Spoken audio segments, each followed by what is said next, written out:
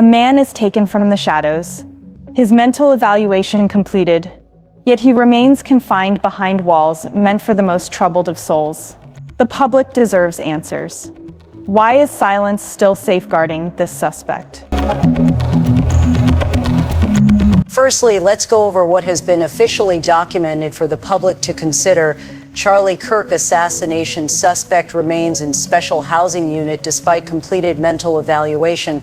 First, on Fox, the Utah County Sheriff's Office confirmed that the suspect charged in the assassination of Turning Point USA founder Charlie Kirk is still being held in a special housing unit at the jail despite the completion of his mental evaluation. Sergeant Ray Ormond told Fox News Digital on Tuesday that Robinson has been seen by both medical and mental health staff, but will continue to remain in the special housing unit. Sergeant Ormond explained that Robinson has been evaluated by both medical and mental health staff, but citing patient privacy laws, he could not provide further details. He added that Robinson will remain in the jail's special housing unit for now. When asked if Robinson would stay there indefinitely, Ormond clarified that the arrangement isn't permanent and could change in the future. Earlier, the sheriff's office stated that Robinson had been placed on special watch in the unit so staff could closely monitor him until his mental health evaluation was completed.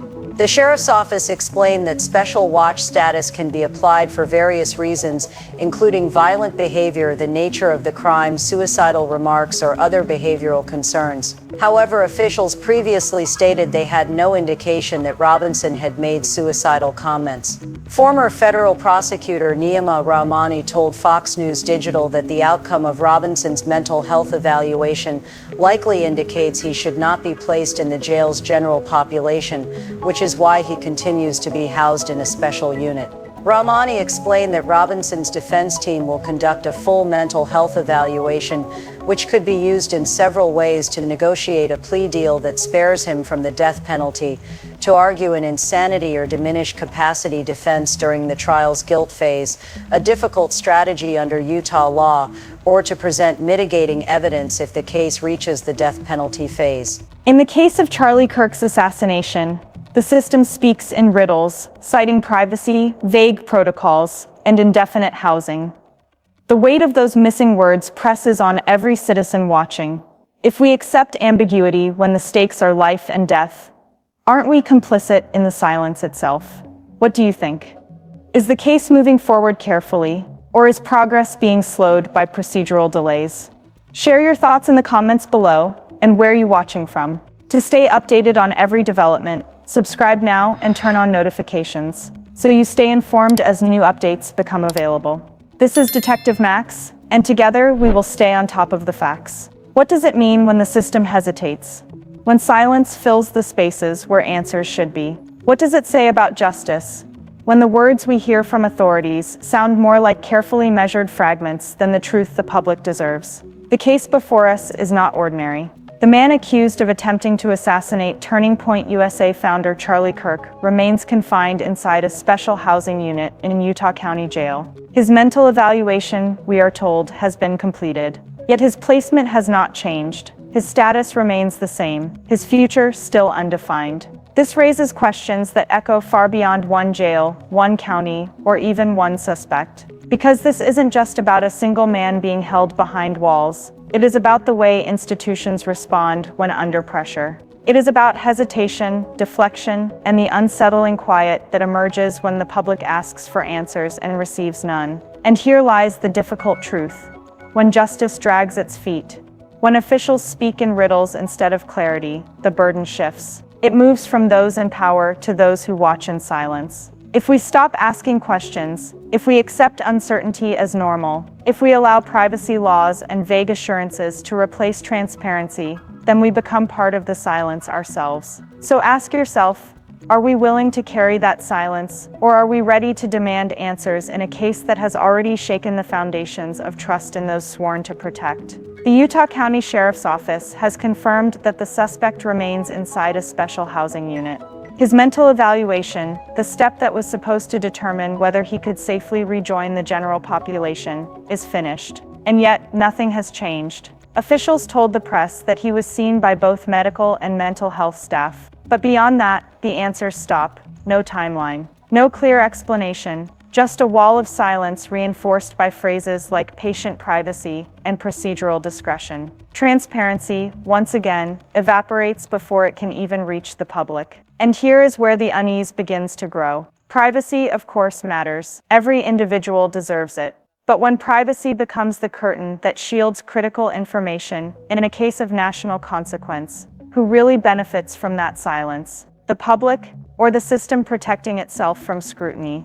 Because silence is not neutral. It carries weight. It shifts the balance of accountability away from those in charge, and places it squarely on the shoulders of the people. People left to wonder, speculate, and live with uncertainty. And the question becomes unavoidable. When privacy is used as a shield, who pays the cost? When pressed about the suspect's future, Utah County Sheriff's Office Sergeant Ray Ormond responded with words that offered no certainty. That's not set in stone, and his housing may change down the road. At first glance, this might sound reasonable, a cautious answer, leaving room for changing circumstances. But look closer, and the cracks begin to show. These are not the words of a system that knows exactly what it is doing. They are the words of hesitation, the words of indecision, the words of a system that cannot, or will not, commit to a clear course of action. And so the tension grows. If the authorities themselves sound uncertain, how can the public feel secure? If those charged with overseeing one of the most high-profile suspects in the nation offer only maybe and someday, what message does that send about the stability of justice itself? Because here is the uncomfortable truth. Indecision and power does not exist in isolation. It ripples outward, it breeds unease among the people. It corrodes trust in institutions meant to provide order. And when unease lingers too long, it does not fade, it festers. Trust erodes, not with one sudden collapse, but with every vague promise that fails to deliver clarity. The question then is not just about where this suspect is housed today. It is about what this uncertainty reveals, about the system, about accountability, and about the fragile bond between justice and the public it is meant to serve. Authorities have explained that the suspect remains under what they call special watch, a status used for inmates considered high risk. The reasons given include violent behavior, the severity of the alleged crime, suicidal comments, and behavioral issues. On paper, it sounds like a precaution designed to protect both the suspect and the facility. But when we look more closely, the story begins to bend. Only weeks earlier, the same department admitted they had no record of suicidal comments from this suspect. That contradiction leaves us with a troubling question: which version is true? Is this truly a necessary safeguard? Or is special watch being used as a convenient label, a shield against deeper questions the public has every right to ask? This is where silence takes its toll. Because when explanations blur, when justifications change, and when clarity is withheld, truth itself becomes optional. What begins as procedure starts to look like evasion, and while the system stays quiet, the weight shifts once again onto us. Onto the public left to wonder, speculate, and fill the gaps with either silence or outrage. The danger is not only in what is said, but in what is left unsaid. Each blurred explanation chips away at trust. Each contradiction deepens doubt. And when doubt becomes the norm, accountability becomes the casualty. Former federal prosecutor Niyama Ramani has already outlined what many in the legal world expect to see next. The defense, he explained, will likely lean on the mental health evaluation, not only to argue for an insanity or diminished capacity defense, but also to negotiate a plea deal that could reduce the most severe consequences. In plain terms, this evaluation, which was meant to clarify, may now become a tool of survival in court. Under Utah law, however, mounting an insanity defense is not easy. The threshold is high, the arguments are narrow. Even so, the strategy remains. Because in the courtroom, even difficult defenses are not dismissed outright. They are tested, weighed, and sometimes used to bargain for leniency. And here is where the weight shifts. Mental health is real. It matters. But inside the courtroom, it can also be transformed into something else, a bargaining chip. A shield, a carefully crafted argument that bends the course of justice away from accountability and toward accommodation.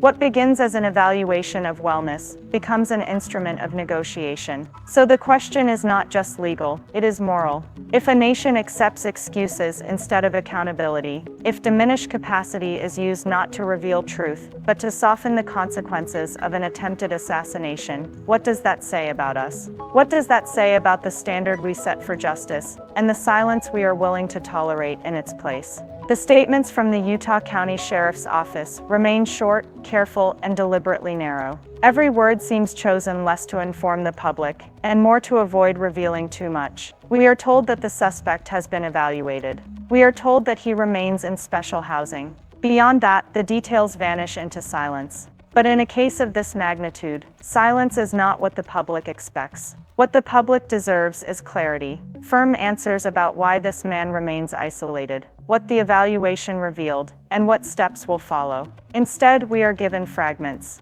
Instead of transparency, we are handed shadows. We are told, time and again, to trust the process. But how can trust exist in the absence of answers? How can justice breathe in silence? Trust cannot grow where clarity is denied. Justice cannot flourish when institutions speak in riddles rather than truth, and every withheld detail deepens the void.